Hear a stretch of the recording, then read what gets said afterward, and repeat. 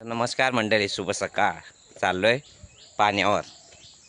आज तुम्हाला छोट्या व्हिडिओमध्ये आमची विहीर दाखवतो.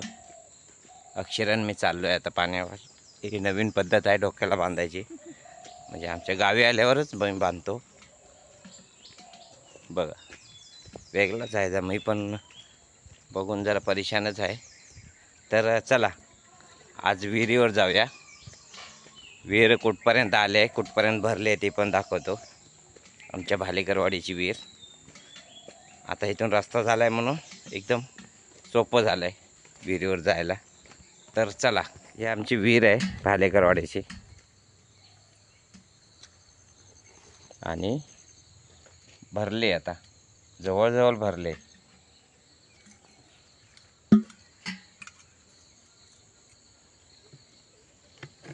आणि हे आजूबाजूला असा भात लावलेला आहे.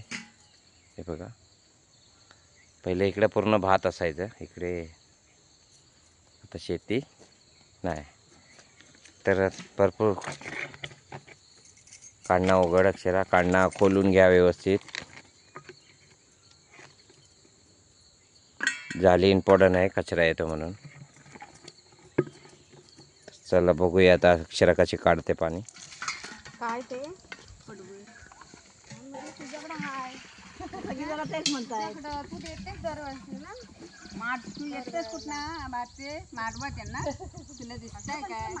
हाय का काढीत नाही म्हणून हाया बघ फोटो. काकूच्या चर्चा चालू आहे. कोणी कोणी असं पाणी भरलंय सांगा, कारण सर्वच गावी आल्यानंतर पाणी भरायला लागतं. अक्षरा पुढं आणि मी माग. पाऊस पण येतोय आता.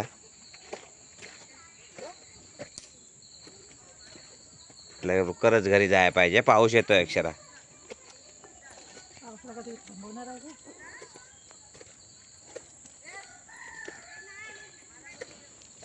चला, व्हिडिओ कसा वाटला नक्की सांगा.